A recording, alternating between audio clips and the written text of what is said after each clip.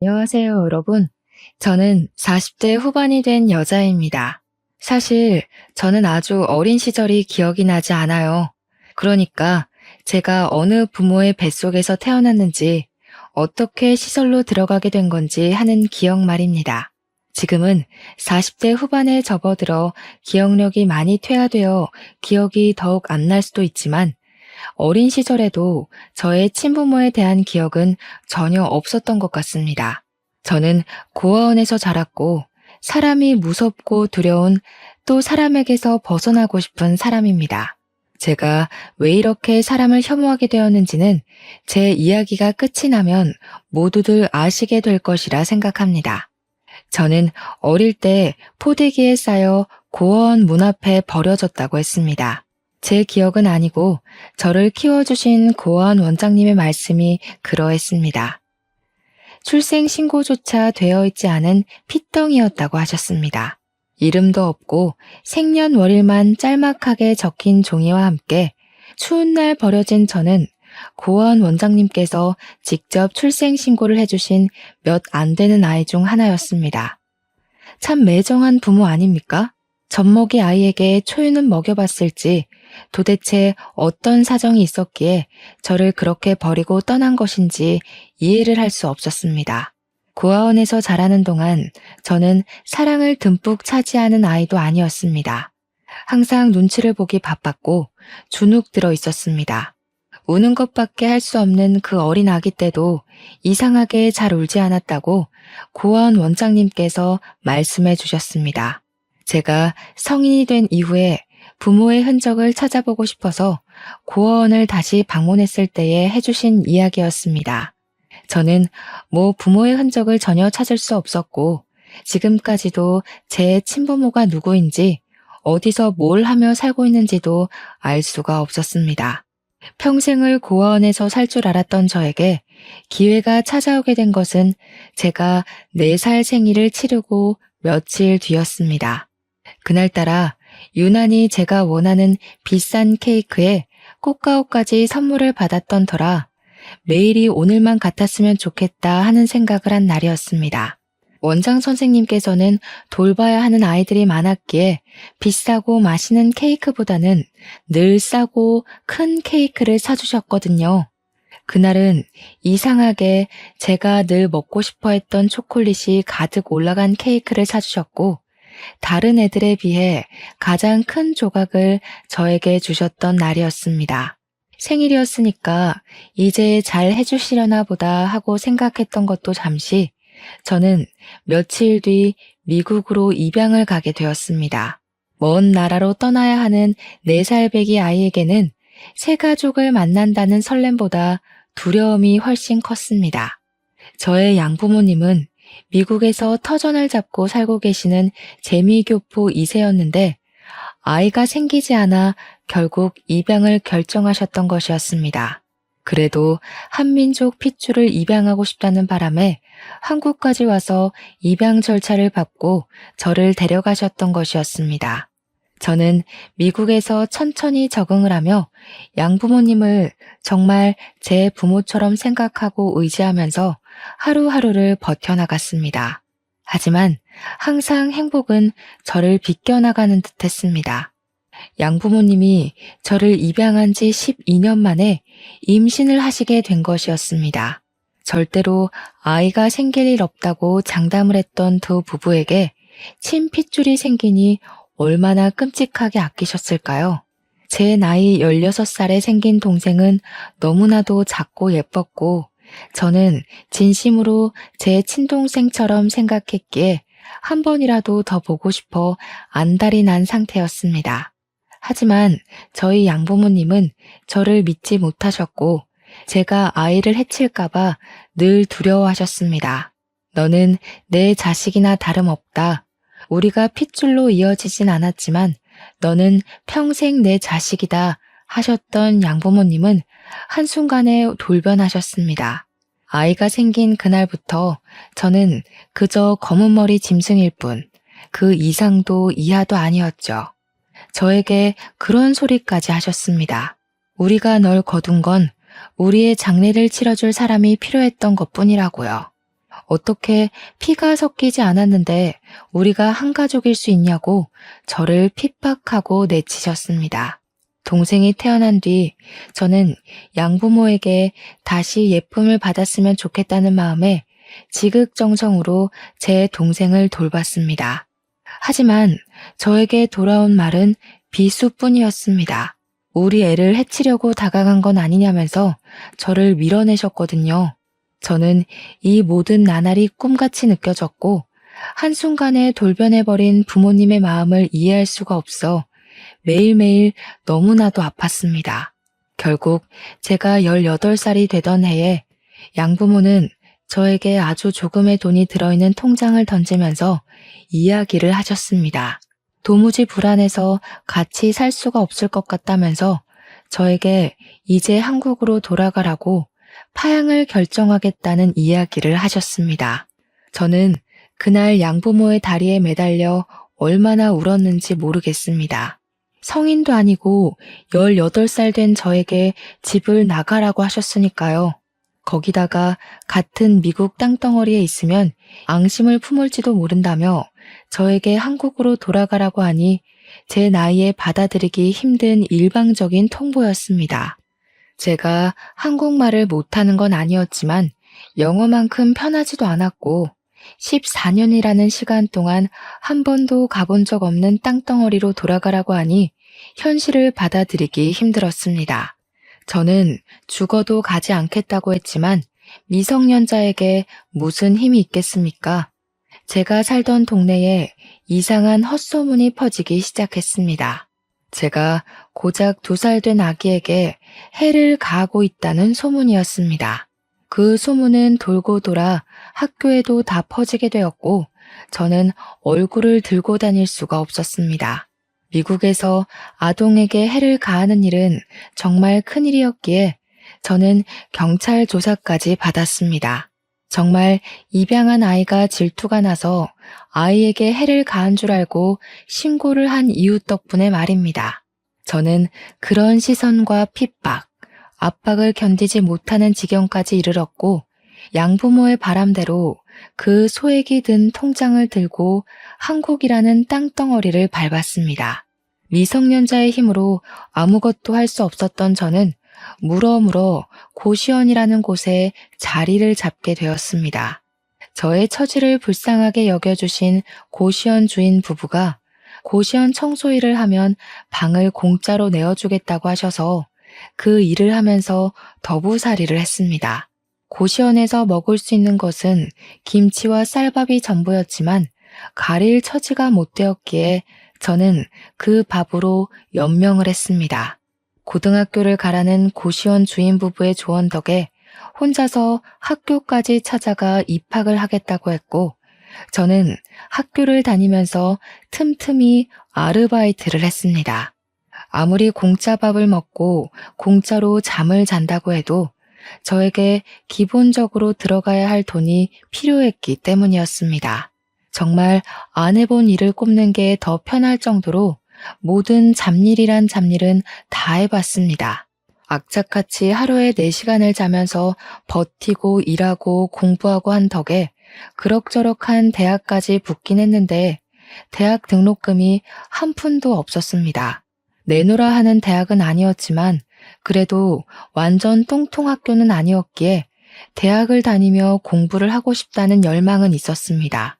하지만 제 현실은 너무나도 시궁창이었고 하루아침에 모든 타격감이 저를 때리는 듯한 기분이 들어 자괴감이 들었습니다. 저는 결국 대학 등록금을 마련하지 못했고 학교 정문 근처 벤치에 앉아 엉엉 울고 말았습니다. 그러다가 한 인연을 만나게 되었는데 그 사람이 바로 제 남편입니다. 제가 엉엉 울고 있으니 고등학생 같은데 여기서 왜 울고 있냐고 먼저 말을 걸어왔고 저는 낯선 사람임에도 불구하고 제 속내를 전부 털어놓았습니다. 대학에 합격은 했고 다니고 싶고 하지만 등록금이 없어서 다닐 수가 없다고 말입니다. 제 사정을 딱하게 여긴 건지 남편은 어디론가 전화를 걸어서 장학금에 대해 이것저것 물어보더니 저에게 환하게 웃으면서 방법이 있는 것 같다고 했습니다. 알고 보니 남편이 전화를 하던 사람은 시부였고 시부는 장학재단에서 일을 하고 있었던 것이었습니다. 시부에게 저를 소개해 주었고 저는 덕분에 추천서를 받아 장학금을 받고 학교에 다닐 수 있게 되었습니다. 장학재단의 특성상 전액 장학금은 나오는 게 아니라 남은 금액을 재선에서 해결해야 했습니다. 위기를 기회로 라는 말처럼 저는 한 학기 휴학계를 내고는 나머지 등록금을 벌기 위해서 6개월 동안 미친 듯이 일을 하기 시작했습니다. 학교에서 학비의 반을 생활비로 지원받을 수 있다는 말에 6개월간 번 돈을 아껴서 생활비를 쓰고 등록금을 모아 2학기부터 학교 생활을 시작했습니다. 어린 나이에도 본인의 앞가림을 잘한다고 시부는 저를 참 예쁘게 봐주셨고 남들에게 자랑도 아낌없이 하셨습니다. 우리 장학재단에 새로 후원을 받게 된 여학생이 파양당한 상처를 딛고 씩씩하게 잘 살고 있다면서 좋은 자리가 있으면 아낌없이 추천을 해달라고도 하셨습니다. 저의 대학 생활은 참으로 순탄했습니다. 학교가 좋은 편은 아니라서 과외 아르바이트를 하며 돈을 벌 수는 없었지만 학원에서 채점 선생님을 하며 생활비를 벌었습니다. 단시간 일을 하고도 꽤 쏠쏠한 돈을 만질 수 있었고 나중에는 학원에서 매달 실시하는 시험 문제를 출제하는 일을 도우며 꽤 괜찮은 돈을 벌었습니다. 거기다가 가끔 시부와 남편이 저를 위해 밥을 사주기도 했고 학교 생활에 필요한 물품을 조달해 주시기도 했습니다. 남편과 시부에게 받은 걸 생각하면 정말 하나하나 나열할 수가 없을 정도로 감사한 도움을 많이 받았습니다. 그와 더불어 남편에게 점점 마음이 쏠리는 저를 아무도 말릴 수가 없었습니다. 저는 몰래 남편을 짝사랑하게 되었습니다. 멀끔하고 잘생긴 선배가 제가 어디에서 뭘 하고 있던 챙겨주지 못해 안달난 사람처럼 구니까 당연히 제가 폭 빠져들 수밖에 없었습니다. 저는 그 누구에게도 그런 관심과 사랑을 받아본 적 없는 사람이었으니까요. 저는 점점 커지는 제 마음을 숨기지 못했고 결국에는 터져나갈 위기에 봉착하자 이 마음을 당당하게 고백하기로 결심을 했습니다. 저는 발렌타인데이 날 초콜릿을 주면서 고백을 하겠다고 마음을 먹고 서툰 솜씨로 재료를 사다가 제 사랑을 담은 수제 초콜릿을 완성했습니다. 남편에게 줄 것이 있다고 만나자고 했는데 앞불싸. 이미 초콜릿을 많이 받았는지 한알음 들고 나타났더라고요. 다들 고급스럽게 포장이 되어 있었는데 그 사이에 서툰 솜씨로 만든 제 초콜릿이 낀다고 생각하니 너무 부끄러웠습니다. 저는 결국 초콜릿을 주지 못하고 뒤로 숨기고 말았는데 제 표정을 보고 알아차린 것인지 저에게 남편이 웃으면서 이야기를 하더라고요. 자기한테는 왜 초콜릿 안 주냐고요. 제가 준비한 초콜릿이 제일 가지고 싶었다고 하면서 이야기를 하길래 용기를 내서 결국에는 고백을 하게 되었습니다. 저에게 먼저 고백하게 만들어서 미안하다며 앞으로는 그만큼 자기가 잘하겠다고 대답을 하는데 이게 무슨 소리인가 싶어서 눈만 껌뻑였습니다. 저에게 남편이 자기도 같은 마음이라면서 앞으로는 연인으로 잘 지내보자고 이야기를 하길래 그제야 이게 꿈이 아니구나 싶었죠. 저희는 그렇게 CC가 되었고 남들이 부러워할 만큼 닭살 돋은 연애를 시작했습니다. 남편이 군대를 다녀온 덕분에 저랑 같이 손잡고 졸업까지 함께 했습니다. 같이 학사모를 쓰고 사진을 찍는데 눈물이 다 나오더라고요. 우리의 대학 생활 정말로 고생했다고 앞으로도 잘 지내보자고 했습니다. 저랑 남편은 대학을 졸업한 이후 취업 준비도 서로 돕고 서로의 포트폴리오와 자기소개서를 검토해주며 사이좋게 지냈습니다. 그 결과 남편은 은행에 취직을 하고 저는 중소기업에 취직을 할 수 있게 되었습니다. 주말에 데이트를 하면서 여느 직장인과 다름없는 일주일을 보내고 둘이 만나 서로의 애정을 확인하고 충전하고 그렇게 지내고 있었습니다. 그러던 어느 날 남편과 데이트를 하고 있는데 어떤 여자가 남편의 이름을 부르는 게 아니겠습니까? 제가 놀래서 남편을 보고 누구냐고 물어보았습니다. 우리 남편이 대학 다닐 때도 인기가 꽤 좋았었기에 회사 동료들 중에서도 인기가 많은 편에 속할 거라 생각을 했었거든요. 아무래도 은행에는 여자 직원들도 꽤 많았기 때문에 은근히 저는 남편이 바람이라도 필까봐 티는 못 냈지만 전전긍긍하고 있었거든요. 친근하게 남편의 이름을 부르는 정도의 사이라는 거니까 저는 알게 모르게 질투심이 확 올라왔습니다. 남편은 난감해하면서 저에게 우리 누나야 하고 말을 하더라고요. 저는 황당해서 인사를 했고 누나분은 저에게 여자친구냐고 물어보더니 마침 잘 됐다면서 커피를 한잔 하자고 하시더라고요. 거절하기도 애매한 상황에 남자친구를 쳐다보니까 마침 시간도 남는데 커피나 한잔 하자고 하면서 카페에 들어가는데 조금 불편하더라고요. 그래도 뭐 어쩌겠나요?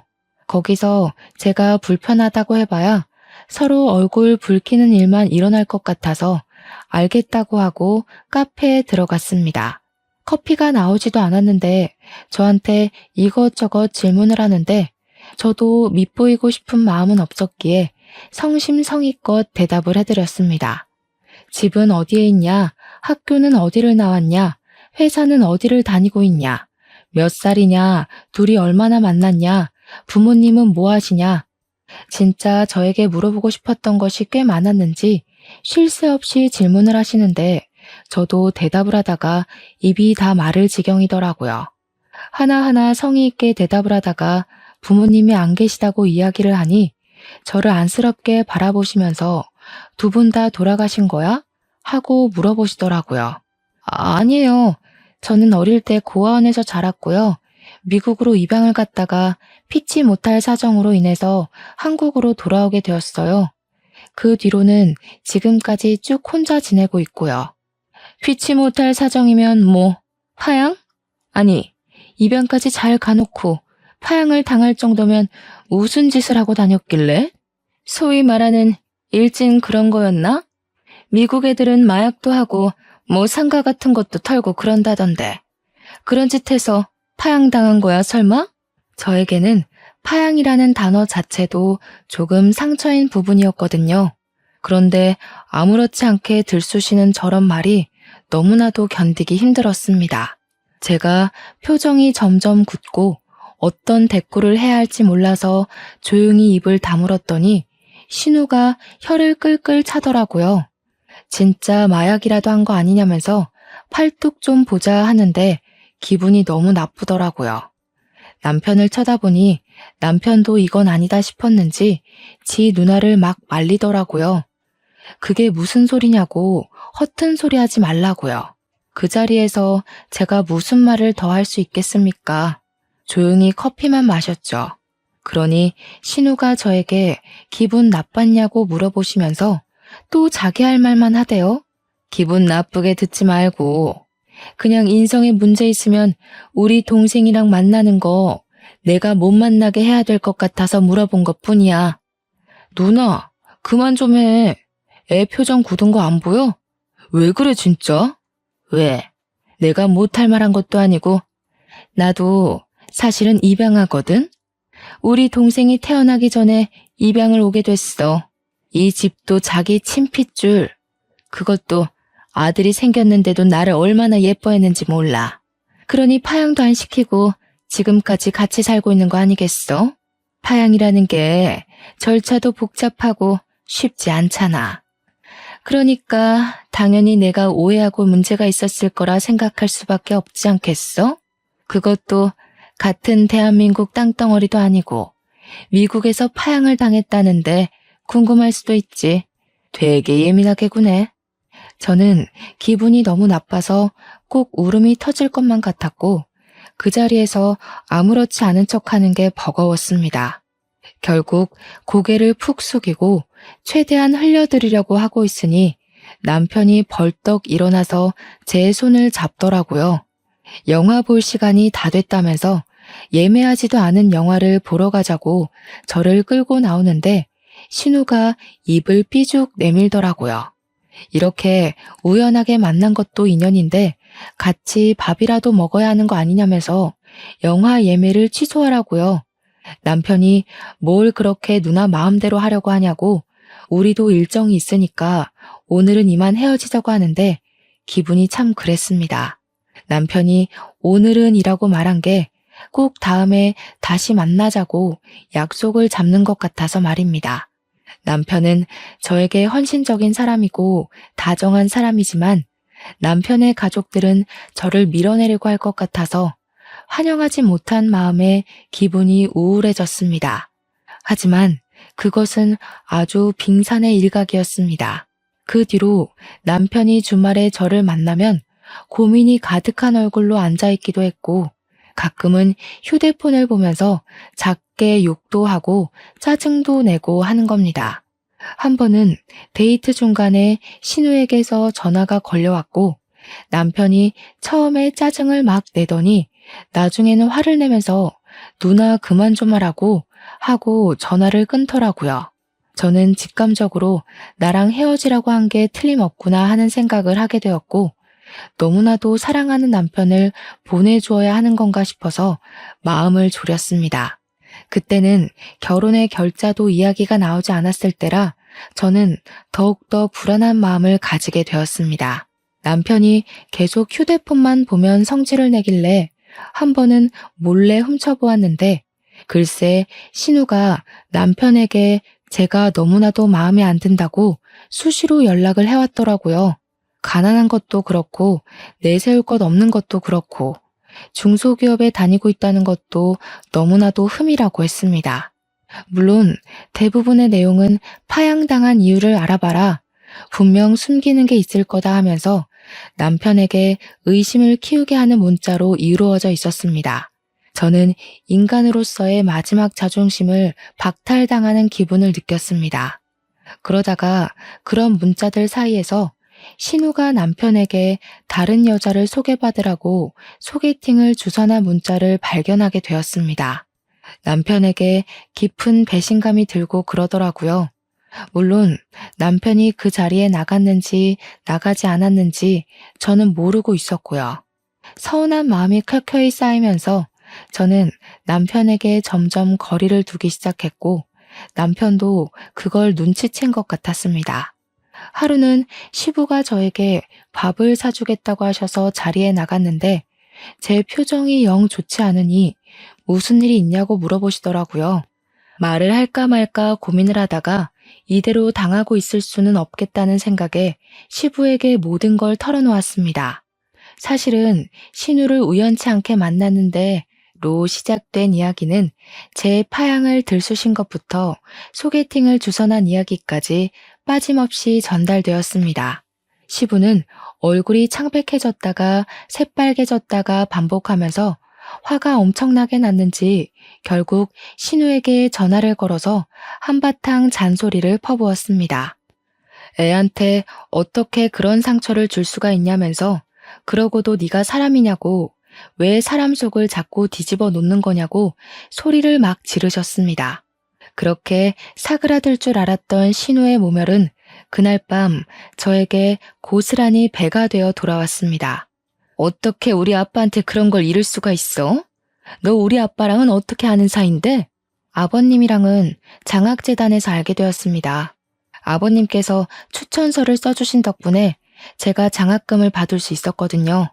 참나, 결국은 우리 아빠 덕분에 학교 다녔다는 거 아니야. 이 비렁뱅이야. 내가 내 동생 짝지 않아 못 골라주니? 너처럼 불우한 인생을 살고 돈도 없는 애보다는 구김살 없는 애가 집안에 들어오면 좋겠어서 자리 마련한 건데 그걸 일러?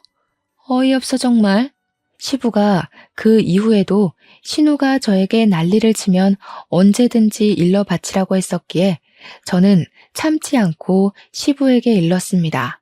어차피 아직 결혼 이야기가 나오지 않았고 제가 이 집안의 구성원이 될지 안 될지 모르니까 참아봐야 제 마음에 병이 나는 일이라고 생각이 들었기 때문입니다.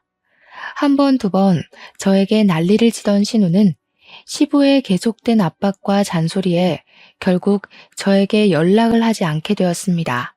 남편도 모른 척했던 신우의 만행을 시부가 드디어 멈출 수 있게 도와주신 것이었죠.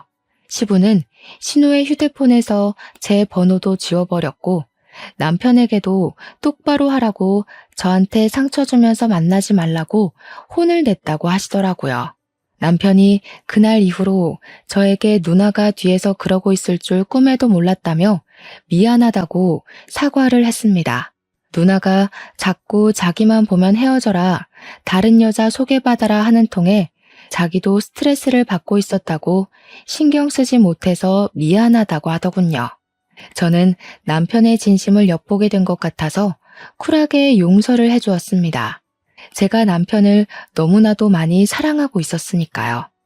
결국 저희는 22살에 연애를 시작해서 7년간의 연애를 거친 뒤 29살에 결혼을 하게 되었습니다. 상견례라는 것도 딱히 할 것이 없어서 시댁에 인사만 드리고 준비를 하기로 했는데 처음 인사드리러 간 날을 아직도 기억에서 잊을 수가 없네요. 시댁의 방문에 첫 발을 내딛는데 약 2m 정도 떨어진 거리에서 팔짱을 끼고 신우랑 시모가 저를 바라보고 있었거든요. 그 눈빛이 아직도 생생합니다. 딱 봐도 너 앞으로 시집살이 죽었다. 정말 마음에 드는 구석이 하나도 없는 계집애라는 눈으로 저를 보고 있었거든요. 가진 것도 하나 없다는 걸 문제 삼아 핀잔을 주면서도 제 파양 이야기를 꺼내고 싶어서인지 자꾸 미국을 들먹이셨습니다. 그래도 미국에서 오래 살았으니 영어는 잘하겠네 하면서 은근슬쩍 말이죠. 저는 기분이 나빴지만 꾹 참고 버티는 수밖에 없었고 시부의 열렬한 지지로 결혼에 꼴이 날 수 있게 되었습니다. 제 결혼 생활은 말이죠. 시집살이를 시키고 싶었던 시모와 신우의 바람대로 흘러가지 못했습니다.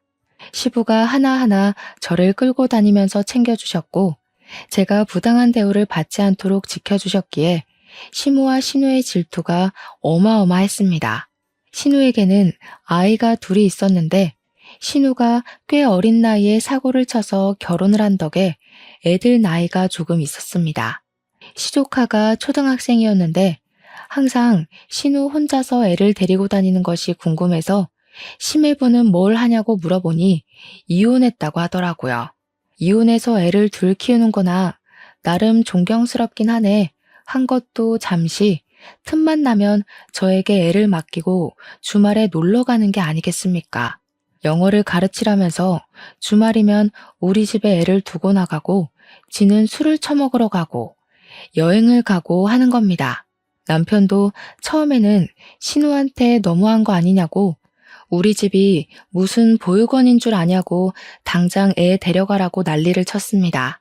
하지만 이게 계속 반복이 되고 신우는 뻔뻔하게 나오고 나중에는 싸우기도 지친 건지 저한테 그냥 조카들 좀 보라고 하더라고요. 은행에서 승진 문제를 두고 골치가 아픈데 집에서까지 스트레스 받고 싶지 않다고 저한테 제가 굽히면 편할 일이라고 하더라고요. 연애 때랑은 너무나도 달라진 모습에 저는 숨이 턱턱 막히는 것 같은 기분이 들었습니다. 제가 신우에게 애를 더 이상 봐주지 못하겠다고 하니 신우가 오히려 저를 타박하면서 조카들의 영어 실력이 하나도 늘지 않았다고 미국에 살았다는 거 다 거짓말 아니냐고 하더라고요. 제가 얼마나 열이 받았는지 신우에게 미국 시민권증을 보여주면서 저 이중국적이고 미국 사람이라고 화도냈습니다. 그러자 시모가 옆에서 얄밉게 우리 딸 힘드니까 애도 좀 봐주고 미리미리 육아하는 거 연습하는 셈 치면 좋지 않냐고 하더라고요. 애들이 이미 초등학생인데 이게 어떻게 육아 연습이 되겠습니까? 제가 애가 있는 것도 아니고 임신을 한 것도 아닌데 말이죠. 애들은 주말마다 찾아와서 날뛰고 다니지. 남편은 집에 있으면 머리 아프다고 자꾸 밖으로 나돌지. 신우와 시모는 뻔뻔하지. 하루하루가 어떻게 흘러가는 건지 모를 정도로 제 시간은 하나도 가지지 못하고 허송 세월을 보냈습니다. 그렇게 2년이 지난 어느 날, 저희가 이사를 가야 하는데 전세금이 살짝 모자라더라고요. 집 크기를 줄여야지만 전세금을 맞춰서 집을 구할 수 있었고, 아이 계획을 미루자고 하니 남편은 그게 무슨 소리냐며 저에게 화를 냈습니다. 나이가 더 들기 전에 빨리 아이를 낳아야 서로에게 더 건강한 육아가 되지 않겠냐고 당장 애를 낳자고 하는 거죠. 집을 줄이는 게 뭐가 문제라고 아이를 미루자고 하는 거냐고, 좁은 집이어도 육아는 충분히 가능하다고 우기는 남편. 작은 집에서 애를 어떻게 키울 것이냐, 우리도 기반을 잡고 계획적으로 육아를 하자는 소리하고 우기는 저. 남편과 저의 사이는 점점 더 나빠지기만 했습니다. 이 이야기를 전해들은 시모는 저에게 대를 끊으려고 하는 거냐고 당장 애부터 가지고 요즘은 원룸에서도 애를 다 키우고도 남는다고 하는 겁니다. 상식적으로 원룸에서 어떻게 애를 키웁니까? 제가 기가 막혀서 아무것도 못하고 있는데 시부가 저에게 연락을 하셨더라고요. 제가 집 때문에 고민을 한다는 걸 전해 들으셨는지 한참을 이것저것 물어보시다가 저에게 집을 짓자고 하시는 게 아니겠습니까?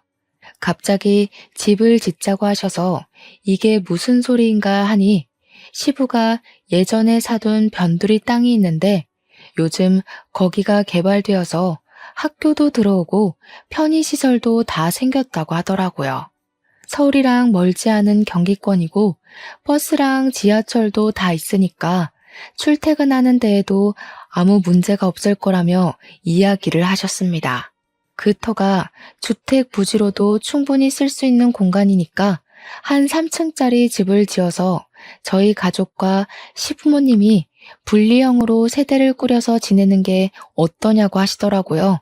예를 들면 1층은 아이가 생길 저희가 쓰고 2층은 시부모님이 쓰고 그런 식으로 나누자고 하시더라고요. 아이가 생기면 본인들이 아이를 봐주기도 쉽고 이제 시부도 은퇴를 하실 거라면서 시간이 많이 생기니 좋을 것 같다고 하시는 겁니다. 같이 집 지어 살면 단점도 있겠지만 장점도 충분히 있을 거라며 저에게 차근차근 해주시는데 남편은 냅다 좋다고 하더라고요. 하지만 저는 시부의 말이 달콤하기도 전에 독 같기도 했습니다. 시모의 시집살이가 걱정이 되었기 때문이었습니다. 제 고민을 눈치채신 시부가 걱정하지 말라고 시모의 시집살이는 든든하게 자기가 막아주겠다고 호언장담을 하셨습니다.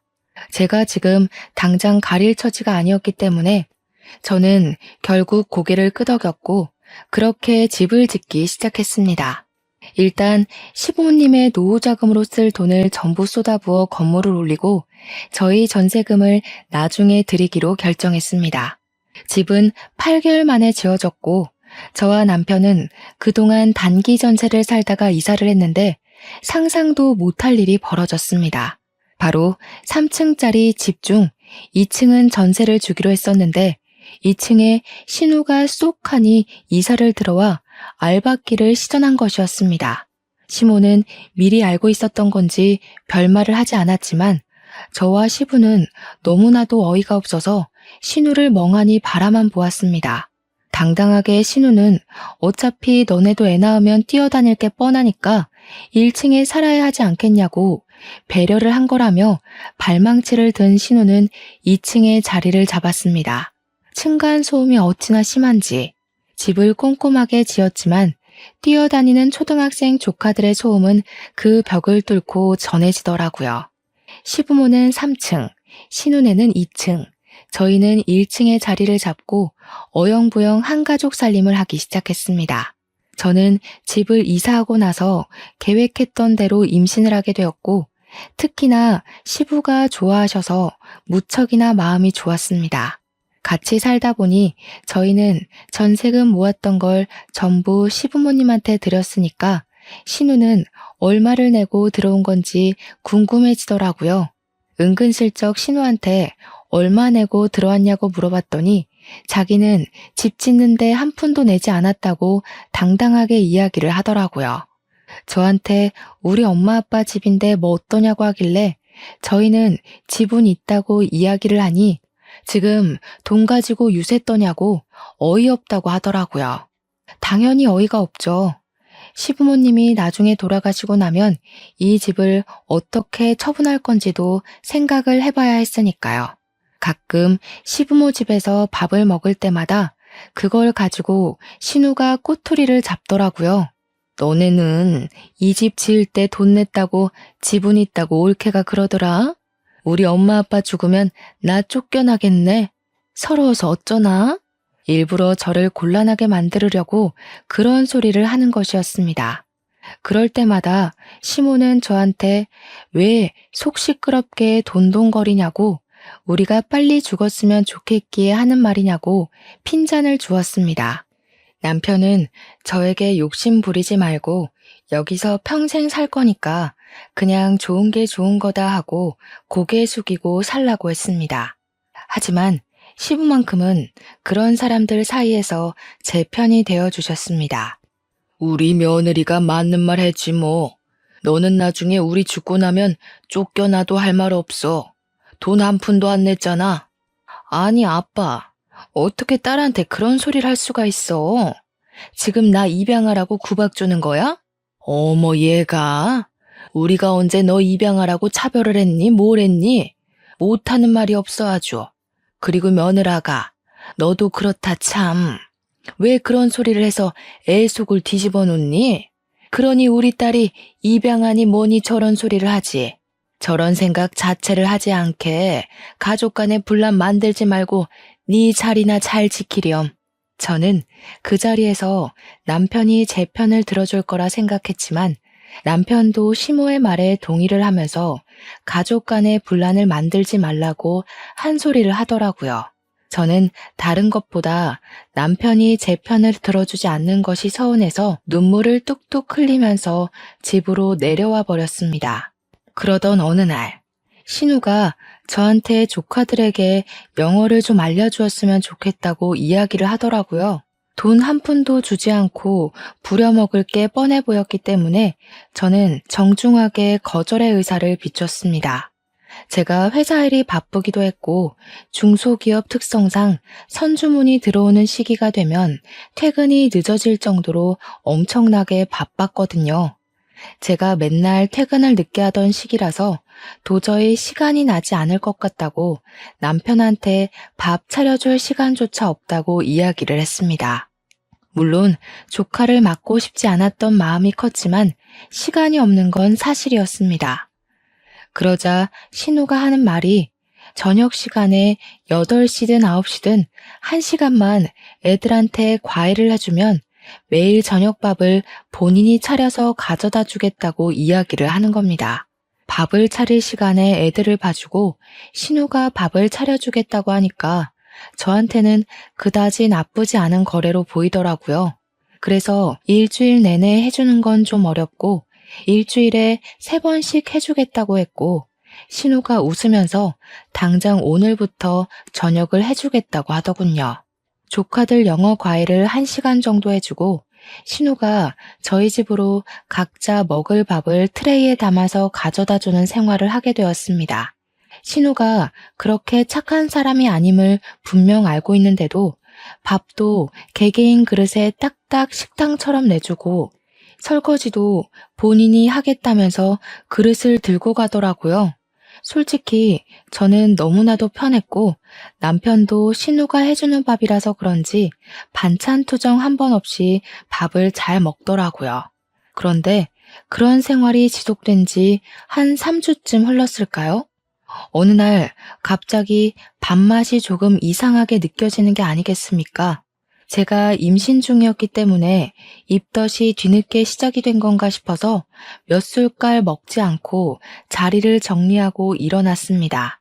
그러니 남편이 저한테 왜 그러냐고, 왜 이렇게 못 먹냐고 물어봐서 그냥 임신해서 그런 건지 속이 영 좋지 않고 입맛이 없어서 그런다고 이야기를 했습니다.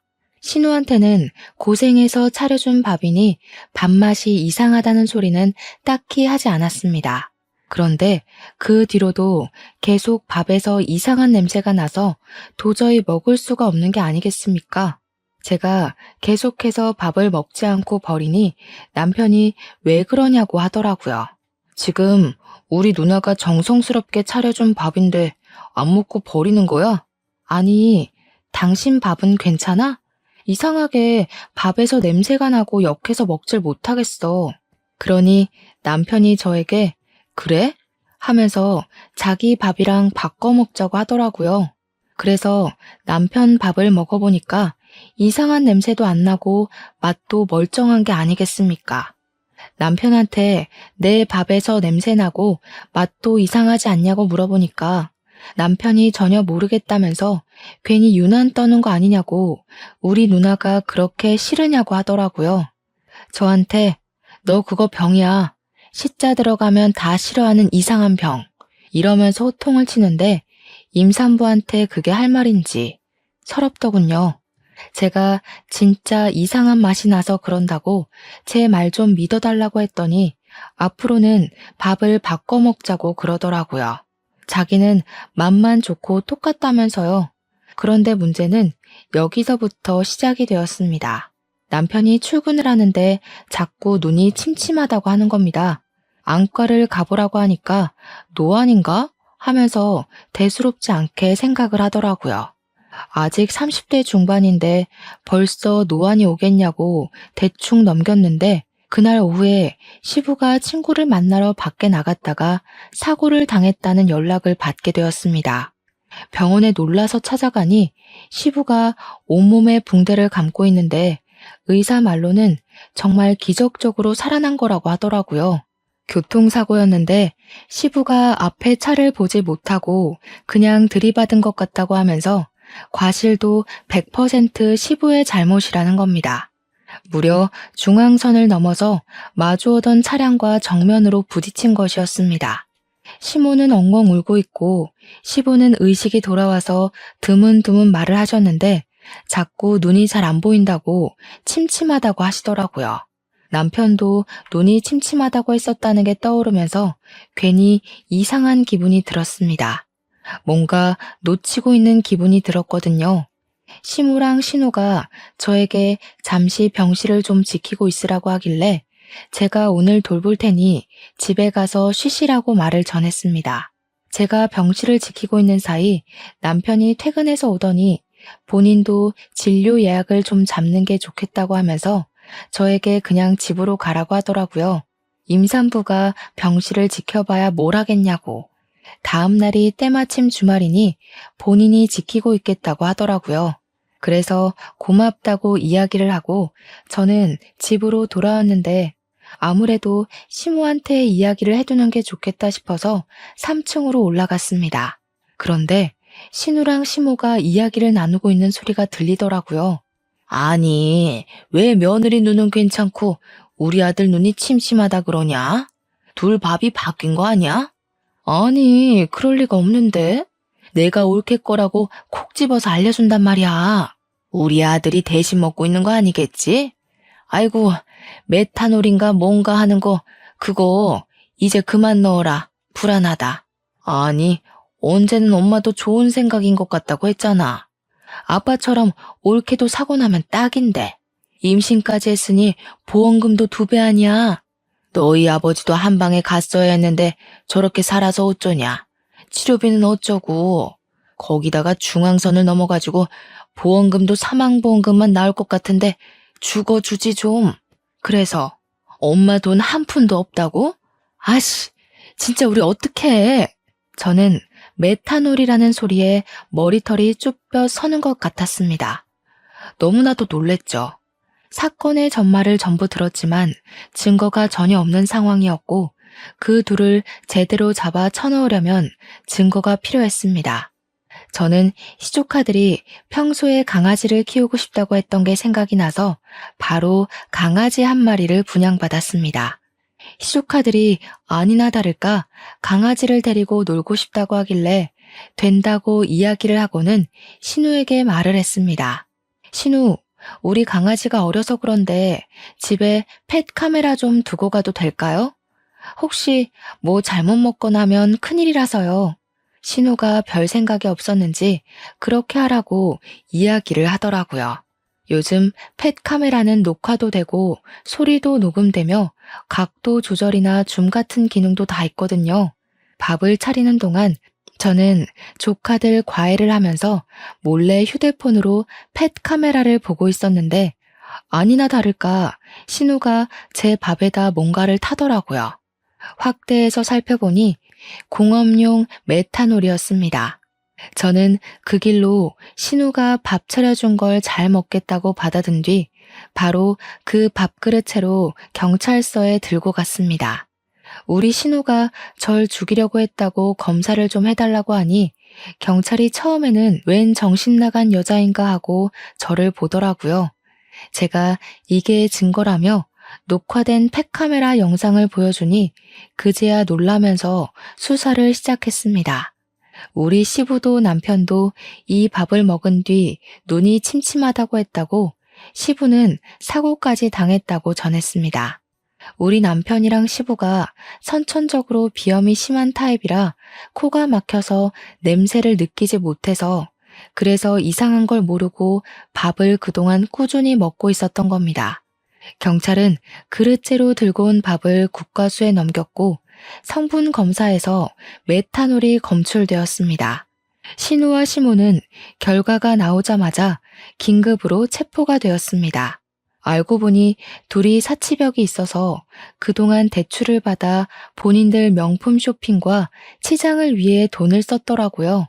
대출 빚은 눈덩이처럼 불어나고 갚아야 하는데 돈이 없자 저를 죽여서 사망보험금을 받으려고 했던 겁니다. 시부까지 죽이려던 이유는 그 집의 명의가 시부 명의로 되어 있어서 집 담보대출을 받을 수 없었기 때문이었고요. 저도 모르는 사이에 제 사망보험이 7개나 가입이 되어 있었다는 걸 보고 기함을 토했습니다. 둘 다 저에게 엉엉 울면서 빌었지만 저는 당연히 선처를 해주지 않겠다고 했습니다. 우리 남편은 시력이 많이 손상되어 있는 상태였는데 복구를 할 수 있는 방법이 없다고 하더라고요. 신경의 문제라서요. 제가 임신 중이었기에 가중처벌을 받은 시모와 신우는 둘 다 감옥 생활을 하게 되었습니다. 시부는 다행히 뼈가 잘 붙어서 호전이 되었고 저에게 재산 분할을 해줄 테니 이혼을 하라고 하셨습니다. 남편은 그 소리를 듣자마자 자기 눈도 잘 안 보이는데 자기를 버리고 가면 어떻게 하냐고 저와 시부에게 소리를 쳤지만 그게 뭐 제 문제인가요? 소송으로 이혼을 마치고 나니 시부가 저에게 그 집을 팔아서 나온 돈 반을 뚝 떼주시더라고요. 그런 인간들이랑 같이 살고 싶은 마음이 없다면서 시부는 감옥에 있는 시모와 이혼 소송을 통해 이혼을 하셨고요. 남은 돈으로 실버타운에 입소를 하셨다고 하셨습니다.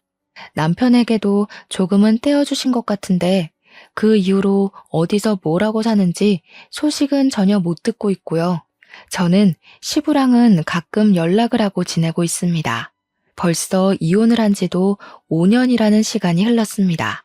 그 이후에 저는 무사히 출산도 했고 건강한 아이를 낳아서 오순도순 시부가 주신 재산으로 잘 살고 있습니다. 입양과 파양, 결혼과 이혼. 제게 남은 가족은 제 울타리 안에서 항상 웃음이 가득한 우리 딸밖에 없다고 생각하며 앞으로의 인생을 살아보려고 합니다. 세상의 시궁창을 모두 맛본 뒤 얻은 한떨기 꽃 같은 우리 딸과 저의 남은 인생을 모두 응원해 주시기 바랍니다. 긴 이야기 들어주신 여러분 정말로 감사합니다.